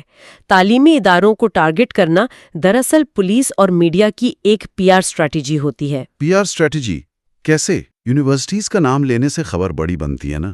پولیس کے اعلیٰ حکام سے شاباش ملتی ہے اور عوام میں یہ تصور جاتا ہے کہ محکمہ بہت ایکٹیو ہے، بہت کام کر رہا ہے. اچھا، یعنی اصل ٹارگٹ کچھ اور ہے. بالکل. حقیقت میں نشیات کا سب سے بڑا کاروبار بڑی یونیورسٹیز میں نہیں بلکہ ہمارے عام روزمرہ کے عوامی مقامات پر ہوتا ہے. کہاں؟ مثلاً لاہور کی مثال لے لیں. اچرا پل سے لے کر ہربنسپورہ تک کا پورا علاقہ، ریلوے اسٹیشنز ہو گئے، بادشاہی مسجد کے پچھلے حصے میں علی پارک، ڈاٹا دربار کے آس پاس کی گلیاں، اور یہاں تک کہ مایو ہاسپٹل یا جنرل ہاسپٹل کی پارکنگ لاٹس. ہاسپٹل کی پارکنگ، یہ تو انتہائی حیران کن ہے. ہاں، ان تمام جگہوں پر نشہ کھلے عام بکتا ہے. تعلیمی ادارے شامل ضرور ہیں لیکن اصل مرکز یہ پبلک سپیسز ہی ہیں. تو جہاں روزانہ ہزاروں لوگوں کا آنا جانا ہے، ہسپتال جیسی جگہ جہاں لوگ زندگی بچانے آتے ہیں، انہی کی پارکنگ میں موت بنتی جا رہی ہے. اور پولیس کی اس معاملے میں کیا کارکردگی ہے، اس کی ایک انتہائی سنگین مثال ہمارے اس ڈیپ ڈائیو کے مواد میں موجود ہے. ہاں، وہ طبی سٹی والا واقعہ. صحیح. لاہور کے طبی سٹی کے علاقے سے 3 نشیوں کی لاشیں ملتی ہیں. منطق یہ کہتی ہے کہ وہاں کی پولیس ان اموات کی تفتیش کرتی اور ان پنٹرز تک پہنچتی جنہوں نے یہ نشہ بیچا. بالکل، قانونی طریقہ تو یہی ہے. لیکن انہوں نے پتہ کیا کیا؟ انہوں نے ان لاشوں کو وہاں سے اٹھا کر شاہدرہ کے علاقے میں پھینک دیا. جب میں نے اس کی وجہ پڑھی تو میں واقعی تھر تھڑ گئی. پولیس کے پاس ان لاوارث لاشوں کو دفنانے کے فنڈز ہی نہیں تھے. یہ ہمارے سسٹم کی سب سے بڑی ناکامی ہے. تو مطلب فنڈز بچانے کے لیے انہوں نے لاشیں دوسرے تھانے کی حدود میں پھینک دیں. سوچیں ذرا، صرف ایک تدفین کا خرچہ بچانے کے لیے پولیس ایکٹیولی ایک ایسا نظام پیدا کر رہی ہے جہاں ڈرگ ڈیلرز اپنے گاہکوں کو مار کر بھی قانونی گرفت سے آزاد ہیں. بالکل یہی ہو رہا ہے، اور اس کے پیچھے بھی ایک قانونی ٹیکنیکلٹی ہے. قانون کی زبان میں جب کوئی غیر طبی موت ہوتی ہے تو اس پر دفعہ 302 یعنی قتل کا مقدمہ درج ہونا چاہیے. قتل کا؟ صحیح. لیکن پولیس کو معلوم ہے کہ 302 کی ایف آئی آر کاٹنے کا مطلب ہے لمبی تفتیش اور شاید انہی منشیات فروشوں تک پہنچنا جن سے وہ خود واقف ہیں، جن سے وہ رشوت لیتے ہیں. اچھا، یعنی وہ خود بچنا چاہتے ہیں اس جھنجٹ سے. ایگزیکٹلی. اس لیے ان لاوارث لاشوں پر 302 لگانے کے بجائے پولیس دفعہ 174 کے تحت محض ایک رسم الکاروائی کرتی ہے. اسے اشتدادی کارروائی کہا جاتا ہے۔ بس فائل میں لکھ دیا جاتا ہے کہ لاوارث لاش ملی اور کیس وہیں بند کر دیا جاتا ہے۔ یا خدا، یعنی قتل کی تفتیش ایک بیوروکریٹک بلیک ہول میں دفن ہو جاتی ہے۔ اگر 302 کی FIR ہی درج نہیں ہوگی تو ان علاقوں میں بیٹھے منشیات فروشوں کو تو ایک کھلی چھٹی مل گئی کہ وہ جو چاہیں بیچیں، پوری آزادی انہیں معلوم ہے کہ اگر ان کے نشے سے کسی کی جان چلی بھی گئی تو پولیس اس لاش کو کچرے کی طرح اٹھا کر دوسرے علاقے میں پھینک دے گی اور کوئی سوال نہیں پوچھے گا۔ ایسا ہی ہے، اور جب ریاست اور قانون اس طرح ایک بلیک ہول بن جائیں تو اس دلدل میں پھنسنے والوں کی تعداد بڑھتی ہی جاتی ہے۔ اس کا اثر سیدھا ہمارے معاشرے پر پڑ رہا ہے۔ تو یہاں آ کر ہمیں یہ دیکھنا چاہیے کہ اگر سسٹم پوری طرح ناکام ہے تو خود سوسائٹی اور کلچر میں کیا بدلاؤ آیا ہے۔ عام طور پر سننے والوں کا خیال ہوتا ہے کہ یہ سب اس لیے ہو رہا ہے کیونکہ والدین یا لوگ عام زندگی سے غافل ہو چکے ہیں، بچوں پر توجہ نہیں دے رہے۔ غفلت تو ہے، بچوں کو موبائل دے کر اسکرولنگ پر لگا دیا گیا ہے، لیکن تحقیق بتاتی ہے کہ مسئلہ صرف غفلت کا نہیں بلکہ معاشرتی اقدار کے بدلنے کا ہے۔ یہ نشے کی عادت اب صرف اندھیری گلیوں تک محدود نہیں رہی، تو اور کہاں پہنچ گئی ہے؟ معاشرے میں سب سے خطرناک تبدیلی یہ آئی ہے کہ نشیات، خصوصاً مہنگے نشے اور سموکنگ، یہ ایلیٹ کلاس اور ہائی سوسائٹی خواتین میں ایک فیشن اور سٹیٹس سمبل کی شکل اختیار کر گئے ہیں۔ یعنی گلیمرس چیز بن گئی ہے۔ بالکل، ڈانس پارٹیز اور پرائیویٹ محفلوں میں انہی پنکی جیسے پنٹرز کی مدد سے نشیات ایک گلیمرس انداز میں پیش کی جاتی ہے۔ والدین کی ناکامی صرف یہ نہیں کہ انہیں خبر نہیں، بلکہ ناکامی یہ ہے کہ وہ نشے کی علامات ان روایتی چیزوں میں ڈھونڈتے ہیں جو انہوں نے پچھلی دہائیوں میں دیکھی تھیں، جیسے پرانے زمانے کے نشے کے طریقے۔ ہاں، جبکہ نشہ اب ویپ، امپورٹڈ سگارز اور پارٹی پلز کے نئے فارم فیکٹر میں آ چکا ہے، جسے پہچاننا والدین کے لیے بہت مشکل ہو رہا ہے۔ یہ بہت ویلڈ پوائنٹ ہے، اور اس ٹرینڈ کا آغاز بڑی بڑی پارٹی سے پہلے ان پن شاپس اور ٹوبیکو شاپس سے ہوتا ہے جو تعلیمی اداروں یا پوش علاقوں کے بالکل باہر کھلی ہوتی ہیں۔ وہ آسان ترین انٹری پوائنٹ ہے۔ صحیح کہا۔ یہاں ایک کانسیپٹ سمجھنا ضروری ہے۔ پولیس اپنے ریکارڈز اور میڈیا کی ہائپ کو کس طرح کنٹرول کرتی ہے؟ مواد کے مطابق ان کی زبان میں جو پکڑا گیا وہ چور ہے اور جو بھاگ گیا وہ فنکار ہے۔ پنکی کے اس واقعے میں بھی یہی ہوا ہے نا؟ بالکل یہی ہوا ہے۔ ایک ہائپ بنائی گئی کہ بہت بڑی مچھلی پکڑی گئی۔ پنکی اس وقت میڈیا کے سامنے صرف چور ہے، جبکہ اصل فنکار اس وقت بھی سسٹم کے انہی ضمنیوں کا فائدہ اٹھاتے ہوئے اپنے بچ نکلانے کے راستے تسلسل سے استعمال کر رہے ہیں۔ اور یہ ہائپ وقتی ہوتی ہے۔ ایسے واقعات ہوتے ہیں، میڈیا انہیں اچھالتا ہے اور 2-4 دن بعد کوئی نیا سیاسی یا سماجی مسئلہ اس خبر کو دبا دیتا ہے۔ ہاں، لوگ بھول جاتے ہیں۔ اس لیے سننے والوں کو سمجھنا چاہیے کہ صرف پولیس یا حکام کی پریس کانفرنسز پر اطمینان کر لینا کافی نہیں ہے۔ جب ٹرینڈ اتنی تیزی سے تبدیل ہو رہا ہو تو اپنے گرد و نواح میں ان تبدیلیوں پر غور کرنا ہوگا جو گلیمر کے لباس میں نشے کو فروغ دے رہی ہیں۔ صحیح۔ تو اگر اس پورے تفصیلی جائزے کا نچوڑ نکالا جائے تو انمول پنکی کی کہانی دراصل ایک عجیب و غریب ایلیوژن تھی، یعنی ایک نظر کا دھوکہ تھی۔ نظر کا دھوکہ، بالکل۔ ہم نے دیکھا کہ جسے میڈیا نے سرگنا بنا دیا وہ ایک آخری درجے کا مہرہ کی۔ ہم نے سمجھا کہ قانون نہیں ہے جبکہ قانون موجود ہے، مگر اس کے محافظ خود ریکارڈز کو تبدیل کر کے لوپ ہول بناتے ہیں۔ وہ ضمنیاں یوز کر کے تعلیمی اداروں کے شور میں اصل جرائم کے عام مقامات کو چھپا لیا جاتا ہے۔ اور سب سے بڑا دکھ یہ ہے کہ جہاں قانون غریب نشیوں کی لاشوں کو دفنانے کے بجائے ڈسٹ بن کی طرح دوسرے علاقوں میں پھینک دیتا ہے۔ جی، یہ اس نظام کے بوسیدہ ہونے کا سب سے واضح ثبوت ہے۔ جہاں اصل مسئلہ اس بلڈنگ کے 7th فلور پر بیٹھا ہے اور سزا سڑک پر چلنے والے پنٹر یا اس بیچارے آدمی کو مل رہی ہے۔ ایسا ہی ہے۔ اور اسی سوچ کے ساتھ آخر میں ایک ایسا چبھنے والا سوال ذہن میں آتا ہے جس پر لازمی غور کیا جانا چاہیے۔ اس پوری کہانی میں ہم نے یہ مسلسل دیکھا کہ ہمیشہ صرف گلیوں میں گھومنے والے ڈیلیوری رائڈرز، چھوٹے پنٹرز ہی پکڑے جاتے ہیں، لیکن ذرا سوچیں، اس 7th فلور پر بیٹھے اس پورے نیٹ ورک کو کنٹرول کرنے والے اصل کنگ کی زندگی کیسی ہوگی؟ کیا ایسا ممکن ہے کہ وہ اصل سرگنا جس کا کوئی ریکارڈ پولیس فائل میں نہیں آتا، وہ ہمارے ہی معاشرے میں ایک انتہائی معزز سفید پوش کاروباری شخصیت یا کسی بہت بڑی چیریٹی کے ہیڈ کا روپ دھار کر زندگی گزار رہا ہو؟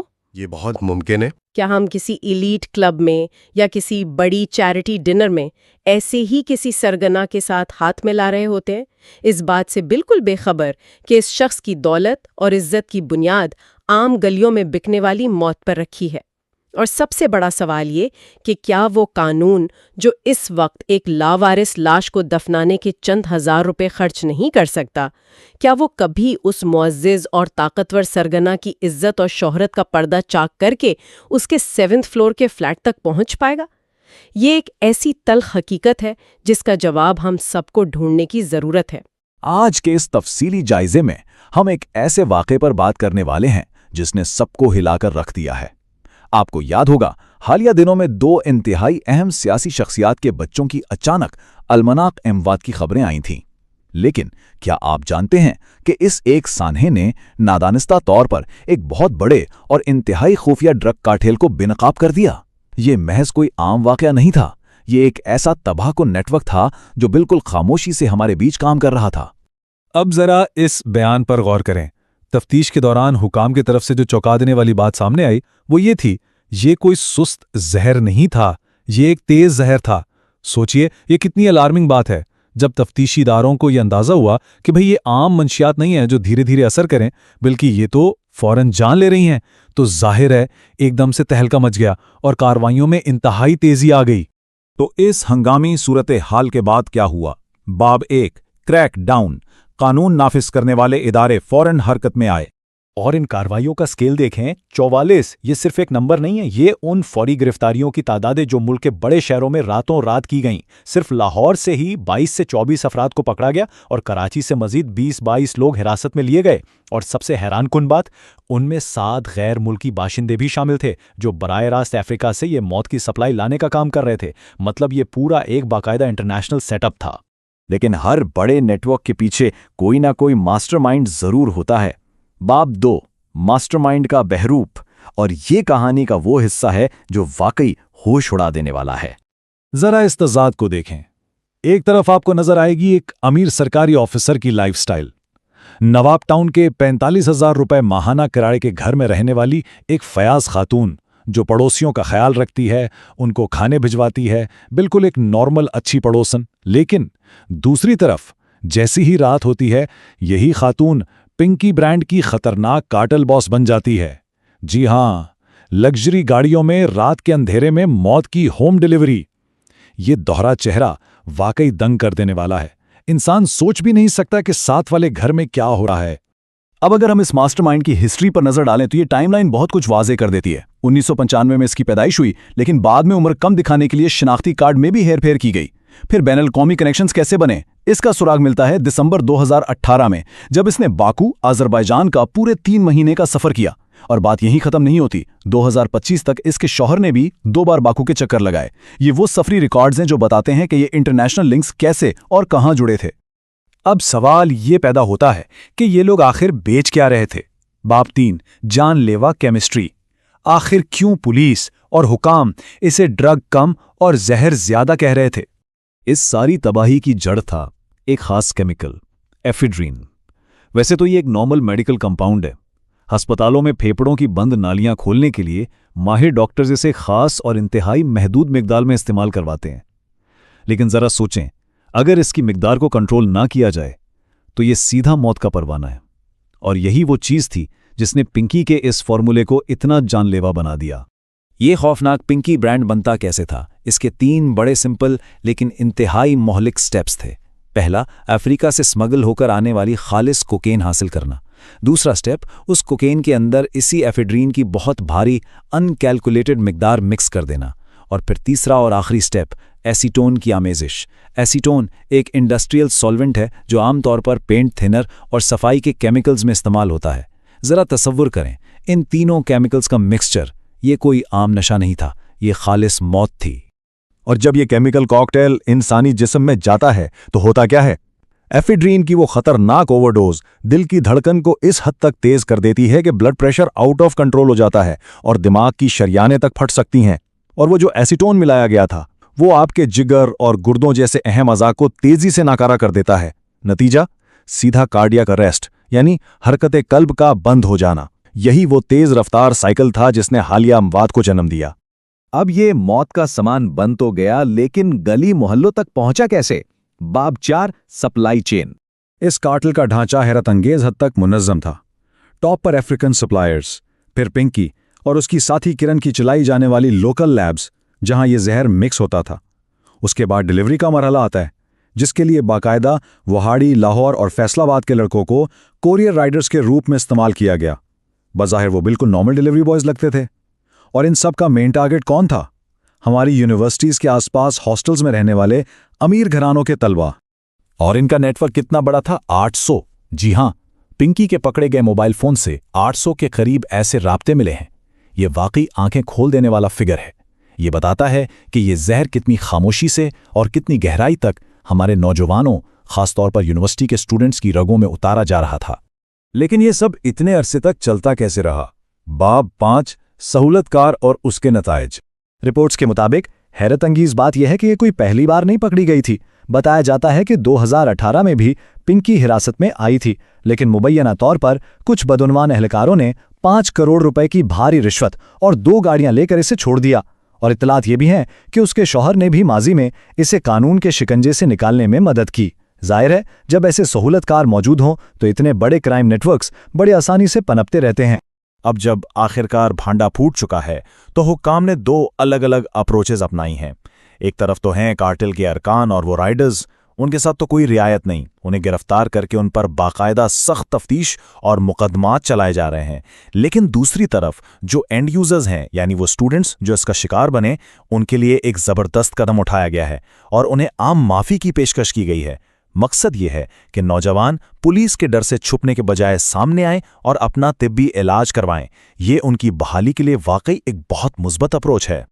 इन सब गिरफ्तारियों के बीच वालिदैन के लिए एक इंतहाई सख्त लेकिन ज़रूरी वार्निंग सामने आई है।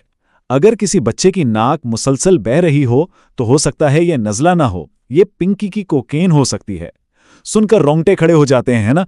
ये इस बात की तल्ख याद दहानी है कि नशे की अलामात अक्सर आम सी बीमारियों जैसी लगती हैं, लेकिन उनके पीछे मौत छुपी हो सकती है। बतौर सरपरस्त हमें हर वक्त आंखें खुली रखने की ज़रूरत है। और इसी के साथ हम आज के इस जायज़े के इख्तिताम की तरफ आते हैं, लेकिन एक बहुत अहम सवाल के साथ। बतौर माशरा हम अपने नौजवानों को इन पोशीदा ख़तरात से कैसे महफूज रख सकते हैं जो शायद बिल्कुल हमारे पड़ोस में पनप रहे हों? ये वाक़या सिर्फ एक खबर नहीं है, बल्कि एक अलार्म है कि ख़तरात किस खामोशी से हमारे घरों की दहलीज तक आ चुके हैं। हमें चौकन्ना रहना होगा, क्योंकि बाज़-औक़ात जो चीज़ें जैसी नज़र आती हैं वैसी होती नहीं हैं। तो इस बारे में ज़रूर सोचिएगा। तसव्वुर करें कि मुल्क के सबसे महफूज, इंतहाई पौश और अशरफिया के इलाके, यानी वो घर जहां इक़्तिदार के फैसले होते हैं। बिल्कुल, जहाँ की सिक्योरिटी इतनी सख्त है कि एक आम आदमी वहाँ परिंदा मारने का सोच भी नहीं सकता। बिल्कुल ऐसे ही है। अब जरा तसव्वुर करें कि एक मुकामी ड्रग नेटवर्क उन ऊंची दीवारों को फांद कर सीधा उन ताकतवर तरीन ऐवानों के बेडरूम्स तक पहुंचाता है। और वो कोई आम नशा नहीं बेच रहा था, बल्कि एक देसी साख्ता इंतहाई मोहलिक केमिकल कॉकटेल था। हाँ, और बात इतनी संगीन है ना कि इस नेटवर्क का पर्दा उस वक्त चाक होना शुरू हुआ जब मुबैना तौर पर 2 साबिक विफाकी वज़रा के नौजवान बच्चों की मौत वाक़ई हुई। आज के इस गहरे मुताले का आगाज़ हम एक ऐसे होशरुबा केस से कर रहे हैं जिसके बारे में वज़ीर दिफा तक ने यह बयान दे दिया है कि ये पाकिस्तान की एप्स्टीन फाइल्स बन सकता है। मतलब ये वाकई एक बहुत बड़ा दावा है। बिल्कुल। हमारे सामने GNN की एक तहलका खेज रिपोर्ट और तज्जिए के हक़ाइक़ मौजूद हैं जो अनमोल पिंकी उर्फ डॉन के ड्रग कार्टेल के गिर्द घूमते हैं। हमारा मिशन ये समझना है कि ये जहर आखिर तैयार कैसे होता था और हमारा पूरा रियासती निज़ाम इस अफरीद के सामने क्यों रेत की दीवार साबित हुआ। चलें इस मामले की तह खोलते हैं, क्योंकि जो हक़ाइक़ सामने आ रहे हैं वो किसी सस्पेंस थ्रिलर फिल्म से भी ज़्यादा खौफनाक हैं। यहाँ हैरानकुन बात यह है कि ये महज सड़कों, चौराहों या तारीक गलियों में बिकने वाली आम मंशियात का केस बिल्कुल नहीं है। जब हम फराहम करदा ज़राए की गहराई में जाते हैं ना, तो इसमें बड़े बड़े सियासतदानों, ब्यूरोक्रेट्स, आला पुलिस अफसरान और बैनुल अक़वामी स्मगलर्स के नाम एक ही जंजीर में जुड़े हुए नजर आते हैं। جو کہ واقعی تشویشناک ہے۔ ہاں، البتہ آگے بڑھنے سے پہلے ایک بات واضح کرنا بہت ضروری ہے۔ ہم یہاں کسی عدالت کے جج کے طور پر نہیں بیٹھے، ہم ان الزامات کی یا کسی سیاسی فریق کے ملوث ہونے کی توثیق نہیں کر رہے۔ صحیح۔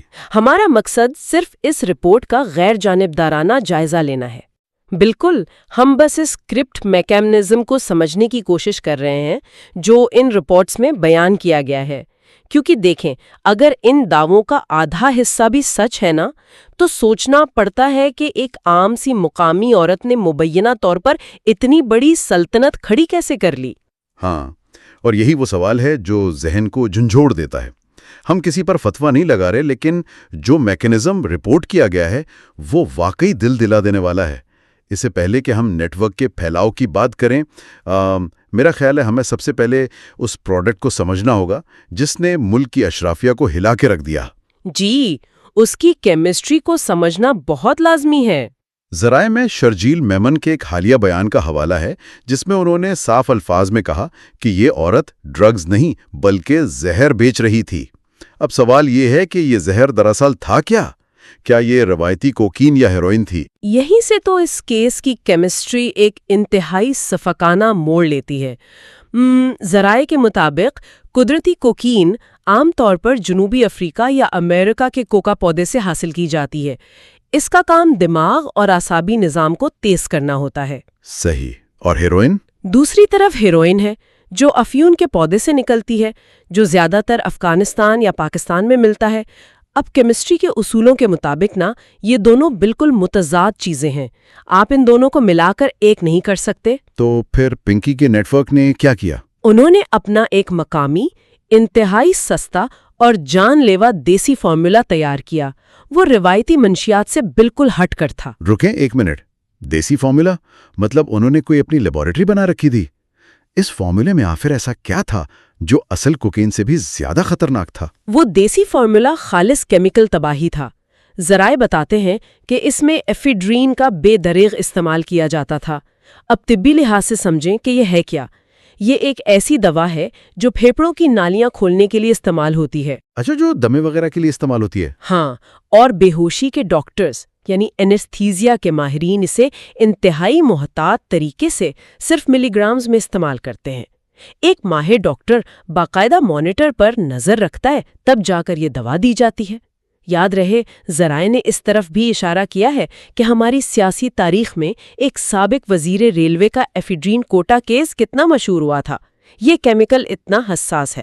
واہ، یعنی ایک ایسی حساس دوا جسے ڈاکٹر قطرے قطرے کر کے ناپ کر دیتے ہیں، اسے اس کارٹل نے ڈرگز میں ایکٹیو جزو کے طور پر ملانا شروع کر دیا۔ بالکل، لیکن بات یہاں ختم نہیں ہوتی۔ اس کے اثر کو تیز کرنے اور اسے کوکین جیسی شکل دینے کے لیے اس کے ساتھ ایسیٹون ملایا جاتا تھا۔ ایسیٹون؟ ہاں، ایسیٹون کوئی میڈیکل چیز نہیں ہے۔ یہ دراصل ایک انتہائی طاقتور انڈسٹریل سولونٹ ہے جسے عام زبان میں ہم تھنر یا نیل پالش ریموور کہتے ہیں۔ کیا بات کر رہی ہیں؟ Paint thinner? بالکل، صنعتی سطح پر یہ کیمیکلز کو خشک کرنے کے لیے استعمال ہوتا ہے۔ اب ذرا ان دونوں کے ملنے سے پیدا ہونے والے طبی نقصانات کو دیکھیں۔ ایفیڈرین کی زیادتی سے دل کی دھڑکن اتنی تیزی سے بڑھتی ہے کہ انسان کو اچانک کارڈیاک اریسٹ ہو سکتا ہے، دماغ کی شریانیں پھٹ جاتی ہیں۔ اف۔ اور جب اس کے ساتھ ایسیٹون جیسی چیز خون میں شامل ہوتی ہے نا، تو وہ خلیوں کو پگھلانا شروع کر دیتی ہے۔ یہ گردے، جگر اور پھیپھڑوں کو مکمل طور پر گلا کر ناکارہ کر دیتی ہے۔ یہ سن کر تو واقعی رونگٹی کھڑے ہو رہے ہیں۔ یعنی پینٹ تھنر؟ آپ مجھے یہ بتا رہی ہیں کہ بڑی یونیورسٹیوں کے پڑھے لکھے طلباء خوشی خوشی پینٹ تھنر اپنے جسم میں اتار رہے تھے؟ یہ تو واقعی کسی میڈیکل ڈرگ کو تبدیل کر کے ایک دیسی ساختہ مولک ہتھیار بنانے کے مترادف ہے۔ بالکل، ایک ہتھیار ہی تھا۔ مطلب جیسے دیسی بم میں بارود کے ساتھ شیشے بھر دیے جاتے ہیں، ایفیڈرین وہ بارود تھا اور ایسیٹون وہ شیشے کے ٹکڑے جو اندرونی اعضاء کو چیر رہے تھے۔ لیکن مجھے ایک بات سمجھ نہیں آ رہی۔ جی پوچھیں۔ اگر ان کے پاس غیر ملکی سمگلرز موجود تھے، جیسا کہ ذرائع دعویٰ کرتے ہیں، تو پھر انہیں جان لیوا کیمیکل تجربے کی ضرورت کیوں پیش آئی؟ کوئی اپنے ہی گاہکوں کو کیوں مارنا چاہے گا؟ آپ کا سوال لاجیکل ہے، لیکن جب آپ بلیک مارکیٹ کی بات کرتے ہیں نا، تو وہاں انسانی جان کی کوئی قیمت نہیں ہوتی، صرف منافع دیکھا جاتا ہے۔ اصل کوکین بہت مہنگی ہوتی ہے اور اسے لانا رسک ہے. صحیح. اب اگر آپ کے پاس 1 کلو اصل کوکین ہے اور آپ اسے 10 کلو بنا کر بیچنا چاہتے ہیں تو آپ کیا کریں گے؟ انہوں نے یہ سستے مقامی کیمیکلز ملا کر حجم بڑھا دیا. خریداروں کو لگتا تھا وہ امپورٹڈ کوکین لے رہے ہیں کیونکہ ایفیڈرن سے انہیں فوری انرجی بوسٹ ملتا تھا اور ایسیٹون پاؤڈر کو تیزی سے خون میں شامل کر دیتا تھا. یعنی انہیں پرواہ نہیں تھی کہ خریدار مر جائے گا؟ بالکل نہیں. انہیں بس کم ترین لاگت میں اپنا منافع آسمان تک پہنچانا تھا. یہاں کا بات واقعی بہت دلچسپ ہو جاتی ہے اور خطرناک بھی. زہر تو تیار ہو گیا لیکن اسے بیچا کہاں جائے؟ کس مارکیٹ میں اتنا پیسہ ہے؟ اس کا جواب ہمیں اس نیٹ ورک کی انتہائی شاطرانہ لوکیشن سے ملتا ہے. ذرائع کے مطابق انہوں نے لاہور کے علاقے نواب ٹاؤن میں ایک گھر کرائے پر لیا جس کا کرایہ 45,000 اور ایڈوانس 5 لاکھ روپے تھا.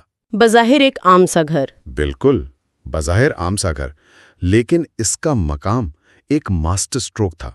یہ گھر 4 سے 5 بڑی یونیورسٹیوں اور ان کے ہاسٹلز کے بالکل بیچ میں تھا. اور میں یقین سے کہہ سکتی ہوں کہ یہ اتفاق نہیں تھا، یہ باقاعدہ ٹارگیٹڈ مارکیٹنگ تھی. ان یونیورسٹیوں میں ملکی اشرافیہ کے بچے اور غیر ملکی طلباء مقیم ہوتے ہیں. ان کی جیبوں میں بھاری رقوم ہوتی ہیں اور نگرانی بھی نہیں ہوتی. یہ ان کے لیے ایک بنی بنائی مارکیٹ تھی. اگر کوئی سن رہے ہیں جو سوچتے ہیں کہ ان کا بچہ بڑی یونیورسٹی میں محفوظ ہے تو یہ جغرافیائی حقائق بتاتے ہیں کہ خطرہ ان کی دیوار کے ساتھ پل رہا تھا اور پنکی کا طرز زندگی کسی ویلن سے کم نہیں تھا.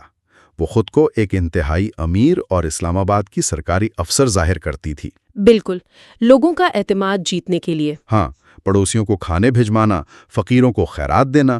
مجھے تو فوراً پابلو اسکوبار کی یاد آ گئی. علاقے میں خیرات بانٹ کر اپنی غیر قانونی سلطنت کو چھپانا. بالکل درست تشبیہ ہے.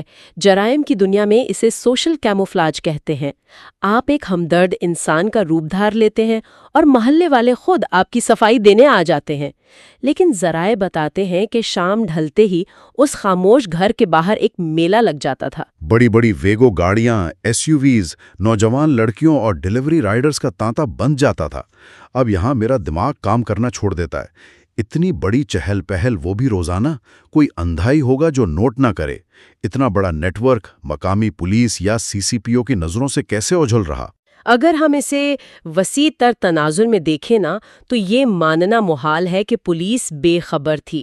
ذرائع کی معلومات اسی تلخ حقیقت کی طرف اشارہ کرتی ہیں کہ یہ کارٹل نظام کے اندر موجود طاقتور لوگوں کی براہ راست سرپرستی میں چل رہا تھا. یعنی سسٹم کی ملی بھگت. بالکل. جب تک اندر سے گرین سگنل نہ ہو آپ یونیورسٹیوں کے بیچوں بیچ اتنا بڑا آپریشن نہیں چلا سکتے. اور اس سرپرستی کی تفصیلات میں پنکی کے شوہروں کا ذکر آتا ہے. ہاں، وہ 2 شوہر والی کہانی. جی، پہلا شوہر رانا ناصر جو ملائیشیا میں ہے اور دوسرا رانا اکرم جو لاہور میں تھا اور حال ہی میں گرفتار ہوا ہے. اب 2018 کی کہانی سنیں. کراچی میں جب پنکی اور اس کی ساتھی کرن پکڑی گئیں تو انہیں پکڑنے والا آفیسر یہی رانا اکرم تھا. کیا؟ جی، اور مبینہ طور پر 5 کروڑ روپے رشوت اور 2 گاڑیاں لے کر انہیں چھوڑ دیا گیا اور بعد میں اسی پولیس آفیسر نے پنکی سے شادی کر لی. رکے ذرا، یعنی جس تفتیشی افسر نے اسے پکڑا، رشوت لی اور پھر اس کارٹل کے ساتھ باقاعدہ ایک کارپوریٹ مرجر کر لیا شادی کر کے. یہ تو ایسا ہے کہ محافظ خود ڈاکوؤں کا CEO بن جائے. یہی تو. جب محافظ ہی کاروباری اور جیون ساتھی بن جائیں تو کرپشن کا ماڈل ناقابل تسخیر ہو جاتا ہے. ذرائع نے گجر پورا کیس کا بھی ذکر کیا ہے. 2018 میں نواز نامی شخص 1100 گرام ہیروئن کے ساتھ پکڑا گیا. اچھا. اس نے صاف الفاظ میں پنکی کا نام لیا مگر رانا اکرم کی سرپرستی کی وجہ سے کوئی کارروائی نہیں ہوئی. عجیب اندھیر نگری ہے. اور اس نیٹ ورک کا سٹرکچر بھی تو دیکھیں. پنکی کا بھائی شعیب یہ چلا رہا تھا. وہاڑی، لاہور اور فیصل آباد کے 8 رائڈرز تھے جو پہلے ہی کوریئر سروسز میں تھے. یہ کوریئر رائڈرز والا پہلو بہت خطرناک ہے. ایک لڑکا جس نے کسی جانی مانی کمپنی کا بیگ پہنا ہو اس پر کوئی شک نہیں کرتا. یہ سسٹم کا ہیک تھا اور افریقہ سے 11 افریقن یا 7 غیر ملکی باشندے اصل کوکین لاتے تھے. لیکن جب وزراء کے بچوں کی موت کے بعد یہ نیٹ ورک بے نقاب ہوا تو گرفتاری کے بعد کا عدالتی ڈرامہ بھی سنسنی خیز تھا. جی، وہ عدالت والا منظر. ذرائع بتاتے ہیں کہ پنکی کو ایک SP 2 DSPs اور 3 SHOs کی سخت سیکیورٹی میں لایا گیا۔ کیمرے آن ہوتے ہی اس نے چیخنا شروع کر دیا کہ جھوٹے مقدمات ہیں، اور اسے چپ کرانے کے لیے پولیس اہلکاروں نے خود اونچی آواز میں شور مچانا شروع کر دیا۔ یہ بہت کچھ سوچنے پر مجبور کرتا ہے۔ کیمروں کے سامنے پولیس والے شور مچا رہے ہیں تاکہ ملزمہ کی آواز ریکارڈ نہ ہو سکے۔ اس کا مطلب ہے وہ کچھ ایسا جانتی ہے جو بڑے لوگوں کو گرا سکتا ہے۔ بالکل، اور اس کی ٹریول ہسٹری بھی تو پراسرار ہے۔ پیدائش 1995 کی ہے، 25 دسمبر 2018 کو باکو گئی اور 3 مہینے گزارے، پھر شوہر رانا اکرم 2 بار باکو گیا۔ جی، باکو آج کل منی لانڈرنگ کا مرکز سمجھا جاتا ہے، لیکن اس سے بھی زیادہ غصہ دلانے والا فیصلہ عام معافی یا ایمنیسٹی کا ہے۔ کیا جائے گا، اور وجہ کیونکہ وہ عام لوگوں کے بچے نہیں ہیں۔ اس سے ایک اہم سوال جنم لیتا ہے، جب طاقتور کے بچوں کو یہ استثناء مل جائے کہ وہ سنگین مجرمانہ سرگرمیوں کا حصہ بنے اور ان پر کوئی آنچ نہ آئے، تو یہ پورے نظام انصاف کا مذاق ہے۔ تو اس سب کا اصل مطلب کیا ہے؟ کیا عدالت میں پولیس کا شور مچانا دراصل ان 30 بڑے سیاستدانوں اور شخصیات کو بچانے کی کوشش تھی جن کے نام اس کیس سے جڑے ہیں؟ بالکل ایسا ہی لگتا ہے۔ یہ دوہرا معیار معاشرے کو اندر سے کھوکھلا کر رہا ہے۔ قانون نے تو بااثر خریداروں کو بچا لیا، لیکن اس زہر کے اثرات سے انہیں کون بچائے گا؟ یہ ہمیں اس کہانی کے سب سے اہم سبق کی طرف لے جاتا ہے، والدین کی غفلت۔ جی، بہت اہم پوائنٹ ہے۔ بڑے سیاستدان، بزنس مین اپنی سلطنتیں کھڑی کرنے میں مصروف ہیں، مگر بچوں پر توجہ نہیں۔ وہ نسلیں جنہیں یہ سلطنتیں ملنی ہیں، وہ 4 دن اپنے قدموں پر کھڑے رہنے کے قابل نہیں۔ یہی المیہ ہے۔ ان کے جسموں میں ایسا کیمیکل اتارا گیا جو انہیں کھا رہا ہے۔ ذرائع میں ایک جسمانی علامت بتائی گئی ہے، اگر بچے کی ناک مسلسل بہہ رہی ہو اور وائٹامن سی سے بھی ٹھیک نہیں ہو رہی تو یہ خطرے کی گھنٹی ہے۔ اور یہ ناک اسی وقت بہنا بند ہوتی ہے جب انہیں پنکی کی نام نہاد کوکین دوبارہ ملتی ہے۔ یہ والدین کی ذمہ داری ہے کہ وہ ان علامات پر نظر رکھیں۔ بالکل، ہم سارا ملبہ پولیس پر نہیں ڈال سکتے۔ یہ کارٹل والدین کی مجرمانہ غفلت کا بھرپور فائدہ اٹھا رہا تھا۔ ہم نے دیکھا کہ کیسے کامیاب ترین لوگوں کی اپنے ہی گھروں سے غفلت نے اتنی بڑی مجرمانہ سلطنت کو پروان چڑھنے دیا۔ تو چلتے چلتے ایک بات سوچنے والی ہے، اگر ہماری ذاتی غفلت ایسے افرید کو جنم دے سکتی ہے جو ہمارے ہی بچوں کو کھا جائے، تو ہمیں یہ سوچنا ہوگا کہ ہماری روزمرہ کی اندھی دوڑ کی خندقوں میں اور کون سی خاموش تباہیاں پرورش پا رہی ہیں جنہیں ہم اپنی کامیابی کے ذم میں نظر انداز کر رہے ہیں۔ واقعی ایک گہرا اور لمحہ فکریہ سوال ہے۔ اپنا اور اپنے بچوں کا خیال رکھیں۔ اللہ حافظ۔